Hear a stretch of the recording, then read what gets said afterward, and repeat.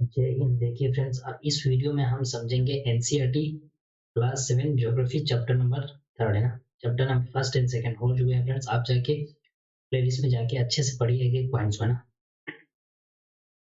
किसी भी एग्जाम के पर्सपेक्टिव्स के लिए बेसिक्स नॉलेज जो होना है ना फ्रेंड्स, वो बहुत ही इंपॉर्टेंट होते हैं।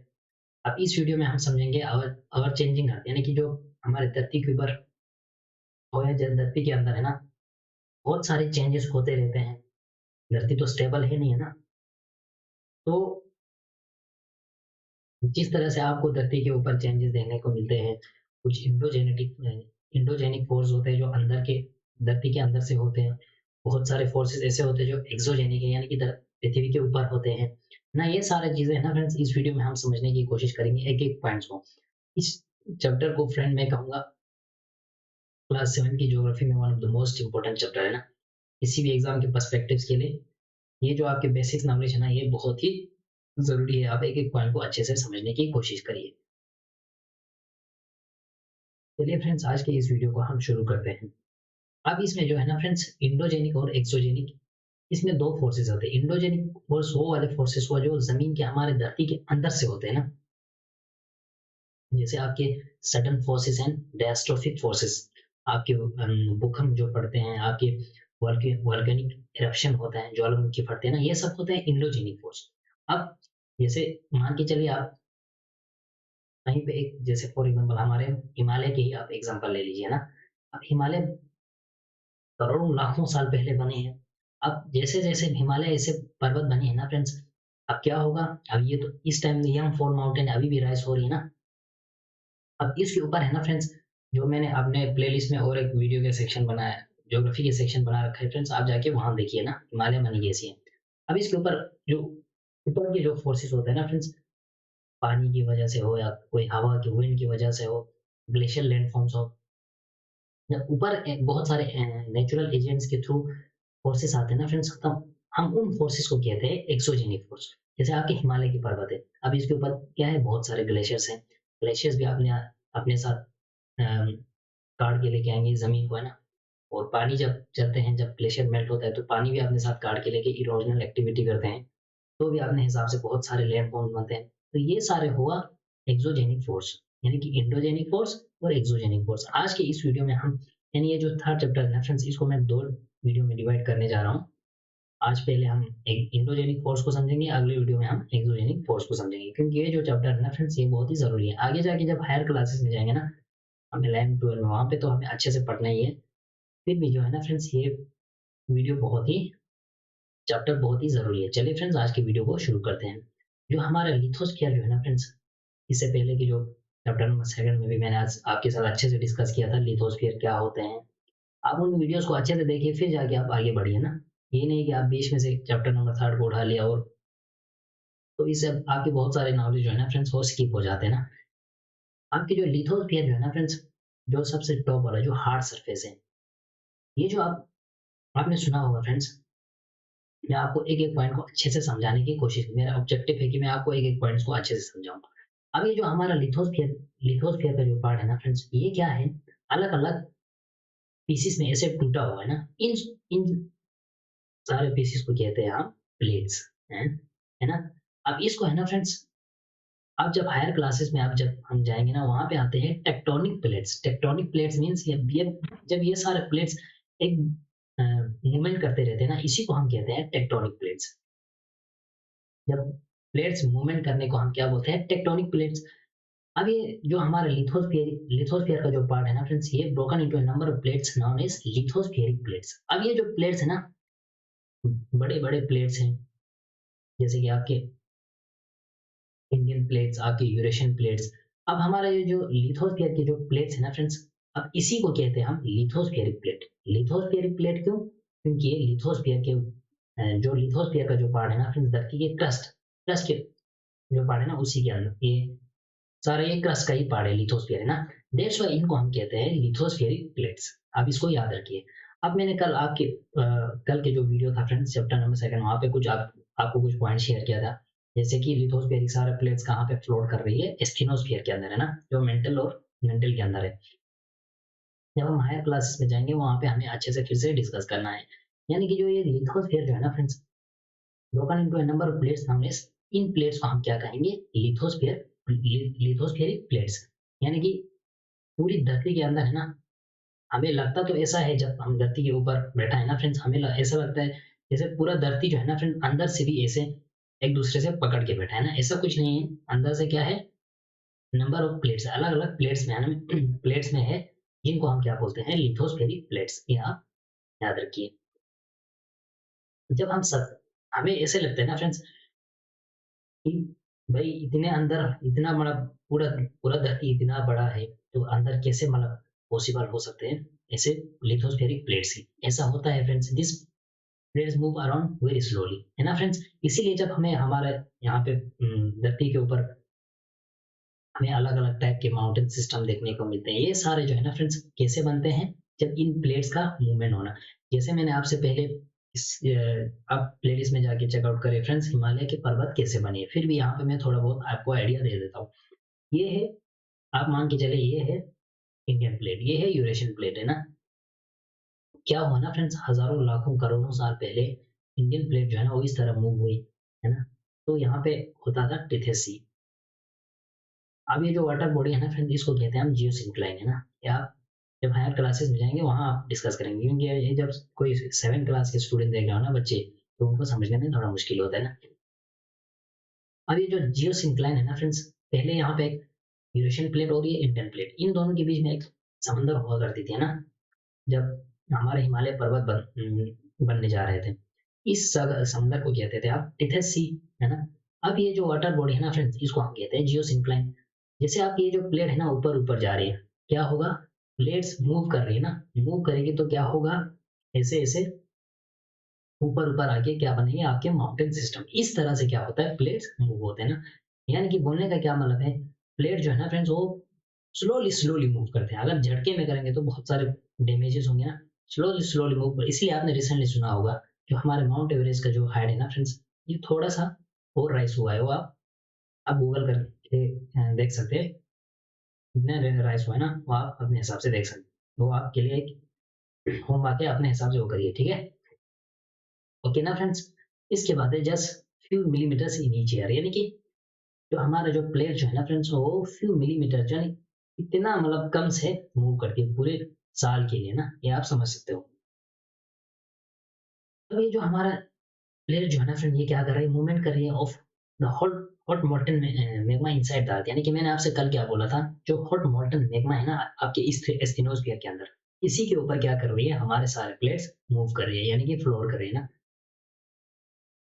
कैसे मूव कर रही है, circular manner as shown in figure activity. ये जो एक्टिविटी है ना फ्रेंड्स, ये आप खुद पढ़िए, या आप समझ सकते हो कि ऐसे आपको एक ट्राइपॉड रखना है, फिर ऐसे है ना पानी डालना है, उसके अंदर एक आपको क्या डालना है, पेपर प्लेट एक डालना है। तो ऐसे मीन्स ये पेपर प्लेट क्या कर रही है, पानी के अंदर फ्लोट कर रही है ना। इसी तरह हमारे सारे प्लेट जो है ना फ्रेंड्स वो कहाँ फ्लोट कर रही है, हमारे मैग्मा यानी कि molten magma inside the earth के अंदर, है ना। आई होप यहाँ तक आपने अच्छे से समझे होंगे। उसके बाद है friends, the movement of this plates cause change surface of the earth. यानी कि ये जो प्लेट जब अंदर मूव कर रही है ना, ये क्या कौन सा मूवमेंट है, इंडोजेनिक फोर्स। यानी कि धरती के नीचे जो फोर्स है ना उसकी हम बात कर रहे हैं, क्योंकि प्लेट्स तो ऊपर होते नहीं, प्लेट तो नीचे नीचे होता है ना फ्रेंड्स। अब ये जब जमीन के अंदर मूवमेंट करते हैं ना प्लेट्स हमारे, तो सरफेस के ऊपर बहुत सारे मेजर चेंजेस हमें देखने को मिलते हैं। आज मूवमेंट आर डिवाइड, अब ये जो है ना फ्रेंड्स, हमारे धरती के मूवमेंट जो होते हैं अंदर जमीन के अंदर, चाहे वो जमीन के अंदर हो या चाहे जमीन के बाहर हो, on the basis of force which cause them. यानी कि जैसे कि आप मान के चलिए प्लेट्स जो है ना वो जमीन के अंदर होते हैं, और जमीन के बाहर भी बहुत सारे फोर्सेस होते हैं जिसको हम एक्सोजेनिक फोर्स बोलते हैं ना। अब the force which act in the interior of the earth, यानी कि वो सारे फोर्स जो जमीन के अंदर हो रहे हैं ना उन सबको हम बोलेंगे इंडोजेनिक फोर्स। एंड वो सारे फोर्स जो जमीन के ऊपर हो रहे हैं ना धरती के ऊपर, उसको हम कहेंगे एक्सोजेनिक फोर्स। ये आपके फिगर 3.1 में है, ये आप देखिए एक एक करके। अर्थ का मूवमेंट है, इंडोजेनिक है, एक्सोजेनिक है, यानी कि जमीन के अंदर है और जमीन के बाहर है एक्सोजेनिक फोर्स। अब जमीन के अंदर भी है ना फ्रेंड्स दो टाइप के मूवमेंट होते हैं, एक हुआ सडन मूवमेंट, सेकंड हुआ डायस्ट्रोफिक फोर्स, है ना। Sudden forces and diastrophic force, यानी कि इंडोजेनिक फोर्स, जमीन के अंदर के फोर्सेस को कितने टाइप्स में डिवाइड है, sudden forces and diastrophic force. अब ये जो डायस्ट्रोफिक फोर्सेस जो है ना फ्रेंड्स, ये इस कौन से काम करते हैं? माउंटेन बिल्डिंग्स, यानी कि बिल्डिंग ऑफ माउंटेन्स है ना, जो हमारे जो पहाड़ बनते हैं ना फ्रेंड्स, वो किससे बनते हैं? डायस्ट्रोफिक फोर्सेस से। अब सडन फोर्सेस में कौन कौन से आते हैं? आपके अर्थक्वेक, भूकंप हुआ, ज्वालामुखी जो फटते हैं, और लैंडस्लाइड सारे आते हैं ना, वो किस में आते हैं? आपके सडन फोर्सेस में। यानी कि ये सारे फोर्स कौन से फोर्स है? इंडोजेनिक इंडोजेनिक फोर्स है, कि पूरे धरती के जो नीचे होते हैं ना, उनको हम कहेंगे इंडोजेनिक फोर्स। और फर्दर इंडोजेनिक फोर्स कितने टाइप में डिवाइड है? Sudden forces and catastrophic force. Sudden forces में कौन कौन से आते हैं? आपके भूकंप, आपके वोल्केनो, आपके लैंडस्लाइड्स, और कैटास्ट्रोफिक फोर्सेस में आपके माउंटेन बिल्डिंग। अब ये जो माउंटेन बिल्डिंग का जो मामला है ना फ्रेंड्स, ये क्या होता है? ऊपर हमने पढ़ा कि ये एक साल में मिलीमीटर, यानी कि बहुत कम मतलब मूवमेंट होता है, इसलिए हमें फील नहीं होता है ना। अगर झटके में होगा तो हमें ऊपर फील होगी ना। इसीलिए जो हमारे सारे माउंटेन बिल्डिंग ना फ्रेंड्स, फिर ऐसे ऐसे राइज होते हैं। जैसे हमने रिसेंटली पढ़ा था, आपके माउंट एवरेस्ट का जो हाइट है ना, वो थोड़ा सा और ऊपर हुआ है ना, और ये आप समझ सकते हो। अब एक्सोजेनिक फोर्स में क्या क्या आते हैं? Erosional and depositional. जैसे मैंने आपसे कहा था फ्रेंड्स, जैसे कोई इंडोजेनिक फोर्स जब होते हैं ना फ्रेंड्स, जैसे आप मान के चलिए दो प्लेट जो है ना, आप अपना हमारे हिमालय के एग्जाम्पल ले लीजिए, इंडियन प्लेट और यूरेशियन प्लेट। जब इन दोनों का कन्वर्जन फोर्स हो ना फ्रेंड्स, कन्वर्जन फोर्स हुआ। अब ये है ना फ्रेंड्स, एक मिनट, यहाँ पे और एक मैं पॉइंट ऐड करना चाहूंगा। अब ये जो हमने conversion, diversion and transform forces, यानी कि आपके जो इंडोजेनिक जो प्लेट जब मूव करते हैं ना फ्रेंड्स, इसमें भी तीन टाइप के हैं। एक है हमारे कन्वर्जन फोर्स, सेकेंड है आपके डाइवर्जन फोर्स, एंड थर्ड है आपके ट्रांसफॉर्म फोर्स। कन्वर्जन में क्या होता है ना फ्रेंड्स, ये हुआ दो प्लेट, आप मान के चलिए ना, ये कैसे करेंगे? इस तरह से दो प्लेट जो है ना फ्रेंड्स, एक दूसरे से सामने आके ऐसे टकराएंगे ना, टकराने से क्या होगा? ये ऊपर आएंगे इस तरह से हमारे हिमालय बने हैं।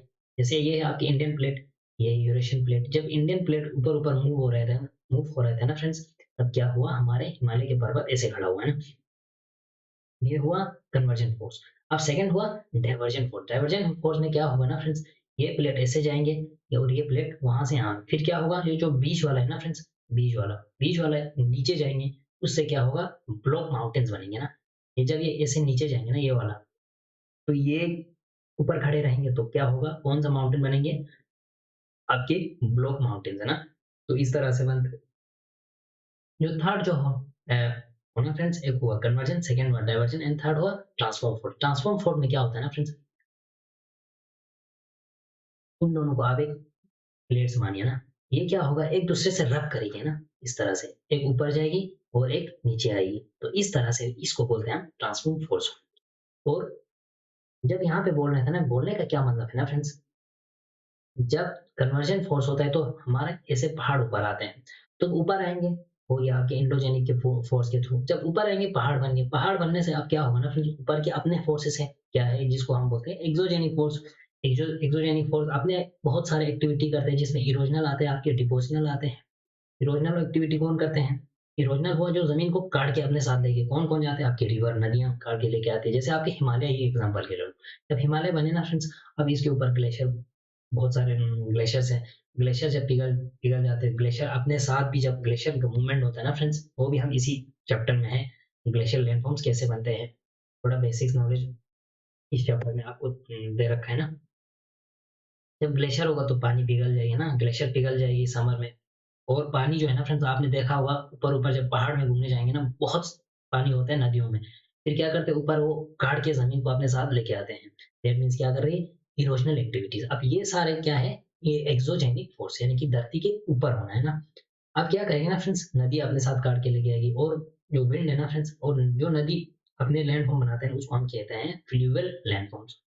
और विंड भी अपने हिसाब से काम करते हैं, वो विंड एक दूसरे से दूसरी जगह ट्रांसपोर्ट करते हैं, इरोजन करते हैं, पहले काटते हैं जमीन को, फिर ट्रांसपोर्ट करते हैं, फिर कहीं जाके वो डिपॉजिट करते हैं ना। और सी वेव्स भी करते हैं, बहुत सारे सी स्टेक्स कैसे बनते हैं, सी आर्चेस कैसे बनते हैं, वो भी इसी चैप्टर में हम पढ़ेंगे। और ग्लेशियर लैंडफॉर्म्स के, ग्लेशियर भी अपने हिसाब से इरोजन करते हैं, काट के लेके आते हैं और कहीं जाके डिपॉजिट करते हैं। तो ये सारे हुआ फ्रेंड्स आपके exogenic force, endogenic force and exogenic force. तो इस चीज को आप याद रखिए ना। चलिए फ्रेंड्स, हम थोड़ा नीचे देखेंगे क्या क्या इंफॉर्मेशन है वो। इंडोजेनिक फोर्स जो है ना friends, sometimes produce sudden movements, यानी कि जो हमारे इंडोजेनिक फोर्सेज जो है ना, जो जमीन के अंदर से होते हैं, तभी ये क्या करती है? सडन मूवमेंट जो है ना फ्रेंड्स, हम कहीं बैठे हैं, अचानक से ये क्या करते हैं, मूवमेंट प्रोड्यूस करते हैं। At and at other times produce slow movement, यानी कि जो आपने देखा होगा ना फ्रेंड्स, जब अर्थक्वेक होते हैं ना, भूकंप होती है, भूकंप के टाइम क्या होता है हमें तो पता ही नहीं, तो प्रिडिक्ट नहीं कर सकते ना हम कि भूकंप किस टाइम आएंगे और कैसे आएंगे ना। तो ये सारे कैसे हुआ ना फ्रेंड्स, जब भूकंप आते हैं तो कैसे आते हैं, सडनली आते हैं ना, हमें किसी को पता नहीं होते हैं। बट ऐसे बहुत सारे मूवमेंट्स होते हैं जमीन के अंदर जो स्लोली मूव करते हैं, जैसे आपके पहाड़ बने, मतलब पर्वत बनते हैं ना, तो ये आप समझ सकते हो। अब सडन मूवमेंट में क्या आता है, हमारे अर्थक्वेक्स आते हैं, भूकंप आते हैं, वोल्केनोस आते हैं, ज्वालामुखी। अब ये जो जब अर्थक्वेक और भूकंप आते हैं ना फ्रेंड्स, तो ये क्या करेंगे, मास डिस्ट्रक्शन और तबाही मचाते हैं आपके सरफेस के ऊपर, है ना। ये आपने मतलब हम जहाँ पे भी अर्थक्वेक्स आते हैं ना फ्रेंड्स, भूकंप होते हैं, तो हम न्यूज़ में भी पढ़ते हैं ना, बहुत सारे हम जगहों पे देखते भी हैं। तो क्या होता है ना फ्रेंड्स, सडन मूवमेंट में क्या-क्या आते हैं, हमारे भूकंप आते हैं, अर्थक्वेक, वोल्केनो एंड लैंडस्लाइड। तब अर्थक्वेक और वोल्केनोस आते हैं ना फ्रेंड्स, तब क्या होता है, मास डिस्ट्रक्शन होता है, तबाही मचा देते हैं हमारे सरफेस के ऊपर, है ना, अर्थ के सरफेस के ऊपर। अब लिथोस्फेरिक प्लेट क्या होता है, मैंने अभी बोला था, earth crust consist of several large and small rigid irregular shaped plates slabs, है ना, जैसे आपने देखा होगा ऐसे स्लैब्स, ये हुआ स्लैब्स, है ना। तो कोई बड़े स्लैब्स है, अब है ना फ्रेंड्स, यहाँ पे देखिए, several several large and small rigid irregular shaped plates, यानी प्लेट्स, यानी कि इसमें क्या है ना फ्रेंड्स, कुछ प्लेट्स ऐसे हैं जो बहुत बड़े हैं, कुछ ऐसे बड़े जो मतलब इनके कंपैरिजन में छोटे हैं, है ना friends, which carry continents and the ocean floor. अब ये प्लेट्स के ऊपर हमारा क्या है, हमारा कॉन्टिनेंट्स है और हमारे ओशंस है ना, ये आप समझ सकते हो। सारे समंदर, बड़े बड़े समंदर, आपके पैसिफिक ओशन, आपके इंडियन हिंद महासागर, बड़े बड़े ओशंस, बड़े बड़े कॉन्टिनेंट, आपके यूरेशिया, एशिया हुआ, यूरोप हुआ, है ना, नॉर्थ अमेरिका, साउथ अमेरिका, ये सारे कॉन्टिनेंट है ना, और हमारे बड़े बड़े ओशंस और समंदर जो है ना फ्रेंड्स, ये किसके ऊपर बैठा हुआ है, हमारे इन्हीं लिथोस्फेरिक प्लेट्स के ऊपर, है ना। जब ये लिथोस्फेरिक प्लेट्स मूव होते हैं ना, तो धरती के ऊपर जो है ना फ्रेंड्स, जब इंडोजेनिक फोर्स होते हैं, तब जाके धरती के ऊपर चेंजेस आते हैं, इसी को कहते हैं चेंजिंग और अर्थ, यानी कि हमारे धरती के ऊपर चेंज होना। आई होप आपने यहाँ तक अच्छे से समझे होंगे, है ना फ्रेंड्स। यहाँ पे मैं देख नहीं पा रहा हूँ फ्रेंड्स, इसकी वजह से मुझे थोड़ा यहाँ पे रीडिंग करना है ना, प्रॉब्लम्स हो रहा है, कोई इशू नहीं फ्रेंड्स, आप अपने हिसाब से किताब को मतलब खुद पढ़ सकते हैं ना। तो अभी हमने क्या डिस्कस किया ना फ्रेंड्स, जो सडन मूवमेंट जो उसमें क्या क्या आता है आपके, भूकंप और ज्वालामुखी। अब वोल्केनो क्या होते हैं देखिए, जो वोल्केनो है ना friends, is a vent opening in the earth's crust through which molten material erupts suddenly, है ना। यानी कि जो हमारा मोल्टन मैग्मा होता है ना फ्रेंड्स, यहाँ पे इस डायग्राम को आप अच्छे से याद रखिए। जब जमीन के अंदर ये देखिए फ्रेंड्स, यहाँ पे जल रही है ना, इसको हम कहते हैं मैग्मा चेम्बर, है ना। जब ये बाहर आते हैं ना फ्रेंड्स, तब हम इसको कहते हैं लावा, मैग्मा इन लावा, ये आप समझ सकते हो। जहाँ पे ये बन रहे हैं ना आपके मैग्मा, इसको कहते हैं हम मैग्मा चेम्बर। जैसे आपने देखा होगा अपने स्कूल, यूनिवर्सिटी, कॉलेज में अलग अलग प्रोफेसर के चैम्बर होते हैं ना, इस तरह जहाँ पे ये मैग्मा बनते हैं ना, इसी को हम कहते हैं मैग्मा चैम्बर। अब इसको डायग्राम को याद रखिए, क्योंकि आप किसी भी एग्जाम में जब लिखते हो ना, तो आप वहाँ पे डायग्राम को आप बना सकते हो। ये सारे है ना फ्रेंड्स, ये क्या है, वेंट है, वेंट मीन ये पाइप, यहाँ से वोल्केनो जो है ना फ्रेंड्स, वोल्केनिक लावा जो है ना वो बाहर आती है। अब क्या बाहर क्या आ गया, आपके गैसेस एंड बहुत सारे एशेज है ना। अब ये जहाँ से आ रही है ना फ्रेंड्स, इसको कहते हैं हम क्रेटर। आपने कहीं देखा होगा, बहुत सारे दुनिया भर में क्रेटर लेक्स है ना, इनमें क्या होता है ना फ्रेंड, जब बाहर आते हैं तो बहुत साल के बाद फिर ये सूख जाते हैं, फिर यहाँ पे गड्ढे बन जाते हैं, फिर इसमें ना छोटे छोटे तालाब होते हैं, इसको हम कहते हैं क्रेटर लेक। आपने बहुत सारे देखा होगा ना, क्या होता है जब वॉल्केनो बाहर आते हैं ना, तो यहाँ पे गड्ढे बनेंगे ऑब्वियसली, फिर यहाँ पे क्या होगा ना फ्रेंड्स, यहाँ पे पानी भर जाते हैं, इसी को हम कहते हैं क्रेटर लेक। अब जहाँ से आती है पाइप से, इसको हम कहते हैं वेंट, और जब बाहर आ गई इसको हम कहते हैं लावा, और जब ठंड हो गई इसको हम कहते हैं इग्नियस रॉक बन जाते हैं, जो हमने पहले भी की वीडियोस में बोला था ना। अब जहां से आ रहे हैं ना फ्रेंड्स, वो लावा कहाँ बनती है, आपके मेंटल में, यानी कि क्रस्ट, मेंटल एंड कोर, है ना। आपके मेंटल में क्या बनती है, आपके मैग्मा चेम्बर। मैग्मा कहाँ से आते हैं, मेंटल से आते आते धरती के ऊपर आ जाते हैं ना। तो in the form of gases and ash, और गैसेस और एश जो है ना फ्रेंड्स, वो हवा में ऐसे हो जाते हैं, एक्सप्लोड हो जाते हैं ना, आपने बहुत सारे देखा होगा। तो ये है फ्रेंड्स आपके वोल्केनो, है ना। इंडो जो इंडो जो बोला था ना फ्रेंड्स ऊपर मैंने, इंडो का मतलब वो है इनसाइड यानी कि अंदर, एक्सो का मतलब वो आउटसाइड बाहर, है ना। जेनिक मीन मतलब वो ओरिजिन यानी कि निकलना कहीं से, है ना। इंडोजेनिक अंदर से निकालना, ना अंदर से उसका ओरिजिन होना, और एक्सोजेनिक बाहर से है, उसका ओरिजिन होना। बाहर से क्या-क्या है हमने पढ़ा था, आपके ग्लेशियर से, आपके रिवर से, आपके विंड है, आपके ये सब धरती के ऊपर हो रहा है ना ये सब एजेंट। बट जो अंदर हो रहा है ना फ्रेंड्स, जैसे कि आपके अर्थक्वेक हुआ, भूकंप हुआ, आपके क्या बोलते हैं वोल्केनो हुआ, आपके लैंड, ये सारे है ना फ्रेंड्स, ये क्या होता है ज़मीन के अंदर से होते हैं। अब ये जो है ना फ्रेंड्स ज़मीन के जो अंदर से होते हैं, एक हुआ आपके सडन मूवमेंट जो हमें कभी हम प्रेडिक्ट भी नहीं कर सकते। जैसे आपकी ज्वालामुखी कभी भी फट सकता है और कहीं भी फट सकता है, जहाँ पे मैग्मा चैम्बर बन रहा है ना। तो सेकंड हुआ आपकी अर्थक्वेक, अर्थक्वेक कहीं भी हो सकता है, इसका एपिसेंटर कहीं पे हो सकता है। एपिसेंटर क्या होता है, फोकस क्या होता है, वो हम नीचे पढ़ेंगे। तो ये सारे हुआ ना फ्रेंड्स सडन मूवमेंट। और एक हुआ डियास्ट्रोफिक फोर्स। डियास्ट्रोफिक फोर्स जो आपकी कौन चीज बनाने में मदद आती है, आपकी माउंटेन बिल्डिंग, यानी कि हमारे पहाड़ बनते हैं ना इस तरह। तो ये हुआ फ्रेंड्स आपके कुछ इन्फॉर्मेशन जो आपकी किताब में है। अब इसके बाद क्या होता है ना friends, similarly when the lithospheric plates move, the surface of the earth vibrates, यानी कि जब लिथोस्फेरिक प्लेट, अब आप मान के चलिए फ्रेंड्स, जमीन के अंदर आपके प्लेट ऐसे ऐसे मूव कर रही है। ऑब्वियसली आप अपने दिमाग में ऐसे सोच सकते हो, क्या जमीन के ऊपर वाइब्रेट करेगी कि नहीं करेगी? ऑब्वियसली करेगी, वाइब्रेट करेगी। जो है ना friends, the vibration can travel all around the earth, है ना। जहाँ पे ये लिथोस्फेरिक प्लेट मूव हो रहा है ना फ्रेंड्स, वहां पे तो वाइब्रेशन करना ही करना है ना। अब ये इसी वाइब्रेशन को हम क्या कहते हैं, अर्थक्वेक्स। आई होप यहाँ तक आपने इस अर्थक्वेक के डेफिनेशन को अच्छे से समझे होंगे। एक बार और समझाता हूँ। जैसे कि फ्रेंड्स आप खड़े हैं, आप सब खड़े हैं लिथोस्फेरिक प्लेट्स के ऊपर। अब ये लिथोस्फेरिक प्लेट्स है ना फ्रेंड्स, अंदर से मूव कर रही है। जैसे जैसे मूव करेंगे ना फ्रेंड्स, वैसे वैसे पृथ्वी धरती के ऊपर क्या होगी, वाइब्रेट होगी। इसी वाइब्रेशन को हम क्या बोलते हैं, अर्थक्वेक। अब फिगर 3.3 में है, वो हम नीचे देखेंगे। अब जो है ना फ्रेंड्स, जैसे आप मान के चलिए, यहाँ पे डायग्राम में दे रखा है, 1 मिनट फ्रेंड्स मैं आपको अच्छे से दिखाऊंगा। ये है फ्रेंड्स आपके, मैं आपको यहाँ पे अर्थक्वेक को अच्छे से समझाता हूँ ना। अब the place in the crust where the movement starts is called focus. अब जहां से जो है ना फ्रेंड्स, ये वाला इस एरिया को हम कहते हैं focus. This is where the earthquakes occurs, it is origin of the seismic energy, है ना। वो वाली एनर्जी जो अर्थक्वेक प्रोड्यूस करते हैं ना, उसको हम कहते हैं सेस्मिक एनर्जी। अब जो है ना फ्रेंड्स, क्या बोल रहा है, the place in the crust where the movement starts. Crust के अंदर जो है ना फ्रेंड्स, धरती के जो क्रस्ट है, वहां जहां से मूवमेंट शुरू होती है ना, ओरिजिन होता है ना, उसी को हम कहते हैं फोकस। यानी कि फोकस वो पॉइंट हुआ जहां से आज का जो मूवमेंट जो है ना वो स्टार्ट होते हैं।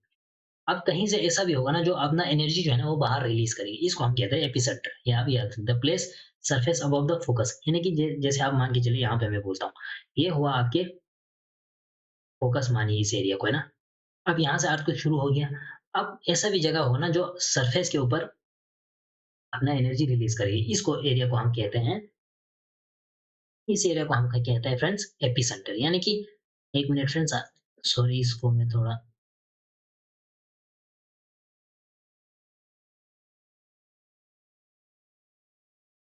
कोई इश्यू नहीं, यहाँ पे हम बनाएंगे और से, है ना। ये जो है ना फ्रेंड्स, इसको हम बोलेंगे फोकस, जहाँ पे अर्थक्वेक का जो मूवमेंट जो है ना स्टार्ट होते हैं। और इसके जस्ट अबव जहाँ से एनर्जी रिलीज होगी ना, इसको हम कहते हैं एपिसेंटर। अब क्या होगी ना फ्रेंड्स, जहाँ से ये निकलेगी ना, इस तरह से वेव छोड़ती है। फिर जैसे आपने फॉर एग्जांपल आप मान के चलिए फ्रेंड्स, यहाँ पे एक तालाब है। आपने कभी किया होगा, तालाब के बीच में आप ऐसे पानी, जब जब कोई पत्थर मारते हैं ना, तो क्या होता है, ऐसे ऐसे ऐसे बाहर वेव्स ऐसे बनती है ना, ऐसे ऐसे ऐसे ऐसे। जैसे जैसे बाहर आती है, वैसे वैसे वेव्स जो है ना वो खत्म हो जाती है, इस तरह। जैसे जैसे फोकस के ऊपर इस जहाँ से एनर्जी रिलीज होते हैं ना, वहां पे क्या होगा, बहुत ज्यादा मास डिस्ट्रक्शन होगा, क्योंकि एनर्जी बहुत ज्यादा रिलीज होगी ना। तो जैसे जैसे ऐसे बाहर बाहर जाएंगे ना फ्रेंड्स, ऐसे वेव बड़े बनते जाएंगे। और एक एरिया होगा जहाँ पे ये खत्म हो जाएंगे ना। तो इस तरह से फोकस के जो जस्ट अबव है ना, उसको हम एपिसेंटर कहते हैं। और इसमें जो वेव निकलते हैं ना फ्रेंड्स, वो एपिसेंटर जहाँ पे इसका एनर्जी बाहर रिलीज हो रहा है ना, अर्थ सरफेस के ऊपर, वहाँ पे बहुत ज़्यादा होगा। जैसे-जैसे आप बाहर जाएँगे ना, इसका वेव खत्म हो जाएँगे और डिस्ट्रक्शन वैसे-वैसे कम भी होते जाएँगे ना। इसीलिए आपने देखा होगा, जहाँ पे अर्थ कोई भूकंप होते हैं ना फ्रेंड्स, क्या होते हैं आपने देखा होगा कि जहाँ से भूकंप का एपिसेंटर होगा ना, एपिसेंटर जहाँ पे होता है ना फ्रेंड्स, वहाँ पे क्या होता है, बहुत ज़्यादा मास डिस्ट्रक्शन होता है। बहुत सारा हमने न्यूज़ में पढ़ा हो, जैसे पढ़ते हैं कि वहाँ पे इसका एपिसेंटर था अर्थक्वेक का, तो इतना-इतना ये था। तो वहाँ पे क्या होता है ना, मास डिस्ट्रक्शन हमें देखने को मिलते हैं। तो बोलने का क्या मतलब है ना फ्रेंड्स, अर्थक्वेक क्या होता है, वो सारे वाइब्रेशन जो प्लेट लिथोस्फेरिक प्लेट जब मूव करते हैं ना, उससे होते हैं। और वो प्लेस जहाँ पे आपका जो लिथोस्फेरिक प्लेट जो मूवमेंट का स्टार्ट होता है ना, उसको हम कहते हैं फोकस। और वो वाला एरिया जहाँ पे एनर्जी रिलीज होता है ना, उसको कहते हैं हम एपी सेंटर। ये आप समझ सकते हो। अब जो वाइब्रेशन जो है ना फ्रेंड्स, वो इस तरह बाहर-बाहर निकलते हैं, जो मैंने अभी आपसे बोला था। जैसे यहाँ पे क्या होगा, इसका ज़्यादा होगा, तो प्रभाव जो है ना, इफ़ेक्ट ज़्यादा होगा। जैसे-जैसे बाहर जाएँगे, कम होते जाएँगे। आउटवर्ड्स है ना, एपिसेंटर है, वेव्स इस तरह वेव्स जाते हैं। जैसे मैंने अभी बोला तालाब में जब आप पत्थर मारते हो ना फ्रेंड्स, ऐसे-ऐसे वेव निकलते हैं। जैसे-जैसे बाहर आते हैं ना, वो खत्म हो जाते हैं। इस तरह है ना, सेम केस। अब जो है ना फ्रेंड्स, बहुत ज़्यादा तबाही मच जाते हैं जो है ना फ्रेंड्स, एपिसेंटर जहाँ पे होते हैं ना, वहाँ पे क्या होता है, ग्रेटेस्ट डैमेज होता है। बहुत ज़्यादा तबाही होता है फ्रेंड्स, वो आपने देखा होगा। क्लोज टू द एपिसेंटर क्यों? क्योंकि यहाँ पे एनर्जी यहीं पे निकल रही है ना। And strength of the earthquake decrease away from the centre, यानी कि जैसे-जैसे आप बाहर जाएँगे ना, वैसे-वैसे जैसे आप देखिए यहाँ पे खत्म हो गई है। क्यों? क्योंकि इतना ही था, है ना? तो इस तरह से जैसे-जैसे आउटवर्ड जाएँगे ना, वैसे कम होते जाएँगे। अब इसको कहते हैं हम एपिसेंटर। ये है 2 प्लेट बाउंड्रीज़, है ना? Plate boundaries. तो ये है फोकस आपके, ये है एपिसेंटर जहाँ से आ गया। और ये है seismic waves radiate in all direction, यानी कि ये रेडिएट हो रहा है, इस तरह बाहर जा रही है ना, तो ये हर डायरेक्शन में बाहर जाएगी। ये आप समझ सकते हो। आई होप फ्रेंड्स यहाँ तक आपने अच्छे से समझे होंगे। अब इसमें है ना friends, there are 3 type of earth. जो अर्थक्वेक का जो बाहर वेव आ रहा है ना फ्रेंड्स, इसमें भी 3 टाइप के हैं। वो हम जब हायर क्लास में जाएँगे ना, इसके भी बहुत सारे आपको मुझे पढ़ाना है फ्रेंड्स, और बस मेरे साथ बने रहें। इतना तो आप कर सकते हो, मेरे लिए एक लाइक तो मारिए फ्रेंड्स, है ना? मैं आपके लिए बहुत मेहनत कर रहा हूँ, हर लिहाज से। कोई इश्यू नहीं फ्रेंड्स। पी वेव्स और लॉन्गिट्यूडिनल वेव्स, यानी कि फर्स्ट क्या है, पी वेव्स, लॉन्गिट्यूडिनल वेव्स, है ना? S waves, transverse waves, and L waves, surface waves. जो एल वेव्स जो है ना फ्रेंड्स, ये यही एल वेव्स होता है जो धरती के ऊपर जो वेव्स हो रहे हैं ना, इसी को हम कहते हैं एल वेव्स। जो क्या करते हैं, बहुत ज़्यादा तबाही मचाती है सरफेस के ऊपर। चलिए फ्रेंड्स, इसको हम बाद में जब हायर क्लास आएँगे ना, वहाँ पे हम डिस्कस करना है। इसके बाद क्या है ना फ्रेंड्स, जो हमारा अर्थ पे जो आते हैं ना, हम उसको कभी प्रेडिक्ट तो कर नहीं सकते, कभी भी आ सकते हैं ना।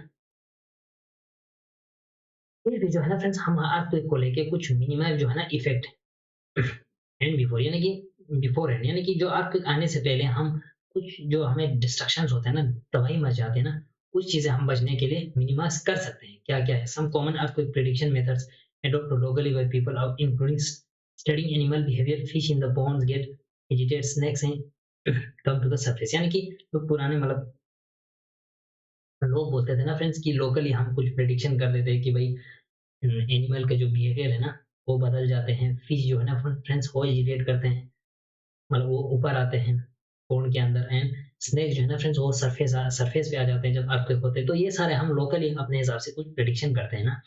जैसे आपके अर्थक्वेक जो है ना फ्रेंड्स, वो भुज में आया था, गुजरात में, ये आप पढ़ सकते हो। कितना आया था ना फ्रेंड्स, यहाँ पे 6.9 रिश्टर स्केल पे। अब रिश्टर स्केल क्या है? जो अर्थक्वेक का जो इंटेंसिटी मेजर करते हैं ना फ्रेंड्स, कितना एनर्जी रिलीज किया है उस अर्थक्वेक ने, ये हम किससे मेजर करते हैं? आपके रिश्टर स्केल ने ना। अब वो मशीन जो हम अर्थक्वेक को मेजर करते हैं ना, उसको कहते हैं हम सिस्मोग्राफी। अब अर्थक्वेक ने कितना एनर्जी, यानी कितना इंटेंसिटी था, यानी कि कितना एनर्जी वहां से रिलीज हुआ है, उसको हम किससे मेजर करते हैं? आपके रिश्टर स्केल से। यानी कि आपके जो भुज में आया था ना, गुजरात के भुज एरिया में आया था 6.9 ऑन रिश्टर स्केल। ये आप पढ़ सकते हो, ये कुछ केस स्टडी है, ये आप खुद पढ़ना है ना, ये मैं आपके लिए ही छोड़ता हूँ। यहाँ पे मैंने बोला था वो मशीन जो अर्थक्वेक को मेजर करते हैं, इसको हम कहते हैं seismograph. The magnitude of earth or the magnitude of the earthquake is measured on the Richter scale, यानी जो अर्थ का जो मैग्नीट्यूड है ना फ्रेंड्स, अर्थक्वेक का मैग्नीट्यूड मींस कितना एनर्जी वहां से रिलीज हो गया ना, उसको हम किससे मेजर करते हैं? आपके रिश्टर स्केल से। जैसे आपके एन अर्थक्वेक इज 2.0 है ना, वो हम मतलब फील नहीं कर पाते हैं। An earthquake 5 can cause damage, जो 5 है ना आपके रिश्टर स्केल पे, वो तबाही मचाते हैं। 6 कहते हैं ना, 6 जो आते हैं ना फ्रेंड्स मैग्नीट्यूड, वो क्या है? हायर, बहुत ज्यादा मैनेज ये डिस्ट्रक्शन करते हैं। बट आपके 7.0 is classified as major earthquake. जब 7 से ज्यादा ऊपर आते हैं ना फ्रेंड, तो आप समझ लेना तबाही मच गई ना, तो कुछ बहुत ज्यादा वाइड डिस्ट्रक्शन होता है फिर, है ना। अब अर्थक्वेक का प्रिपेयरनेस क्या है ना फ्रेंड्स, ये हमें अपने जो समाज में, जो हम अपने घरों में ना, हर किसी को देना चाहिए कि अर्थक्वेक से बचने के लिए हमें क्या क्या करना चाहिए। Where to take shelter during an earthquake. जब अर्थक्वेक होता है तो हमें क्या करना है? सेफ स्पॉट, एक सेफ वाली जगह पे जाना है, अंडर ए किचन काउंटर के अंदर, है ना। टेबल और डेस्क, हमें अपने कमरे के अंदर टेबल, उसके नीचे जाना है। अगेंस्ट एंड इनसाइड कॉर्नर और वॉल, यानी कि जो वॉल के जो है ना, दीवार के जो कॉर्नर होते हैं वहां पे हमें खड़ा होना है, क्योंकि दीवार के वॉल जो है ना फ्रेंड्स वो हमेशा खड़ा रहता है, बीच का जो है ना वो नीचे दब जाता है, वो गिर जाते हैं ना। तो ऐसे हम खुद को बचा सकते हैं। स्टे अवे फ्रॉम, इन चीजों से हमें बच के रहना है। फायर प्लेस, जहाँ पे आग है, एरिया अराउंड चिमनीज, चिमनी जो बड़े बड़े चिमनीज होते हैं ना फ्रेंड्स, वहां से बच के, वहां से हट के रहना है।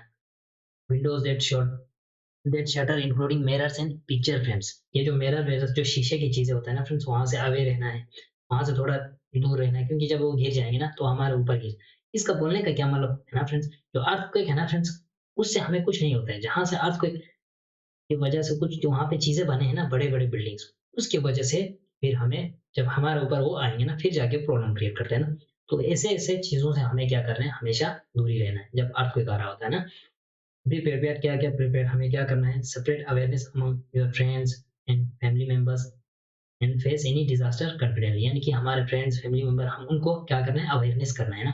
क्यों? क्योंकि हम यहाँ पढ़ रहे हैं तो इतना तो बनता है कि हम उन हमारे समाज में जो है ना फ्रेंड्स, अर्थक्वेक को लेके हम क्या करें, अवेयरनेस दे सकते हैं। तो ये है फ्रेंड्स आपके इंडोजेनिक फोर्स। इसके बाद है आपके एक्सोजेनिक फोर्स में क्या क्या आते हैं, मेजर लैंड फॉर्म्स, क्या क्या नदियां से क्या कौन से आपके बनते हैं, विंड से क्या बनती है, ग्लेशियर से कौन सा लैंड फॉर्म बनती है, ये सारे एक्सोजेनिक। इंडोजेनिक फोर्स जिसमें आपके सडन अर्थक्वेक, वोल्केनो हमने पढ़ा, लैंडस्लाइड्स पढ़ा, कैटास्ट्रोफिक फोर्स जिसमें माउंटेन बिल्डिंग। अब ये जब जब हम हायर क्लास में जाएंगे ना, तो यहाँ पे तो आपको कुछ बेसिक्स नॉलेज दे रखे हैं, जब हम हायर क्लास में जाएंगे वहां पे हम अच्छे से पढ़ना है ना, टू द पॉइंट, किसी भी एग्जाम के पर्सपेक्टिव से। मिलेंगे नेक्स्ट वीडियो में, तब तक के लिए थैंक यू एंड जय हिंद।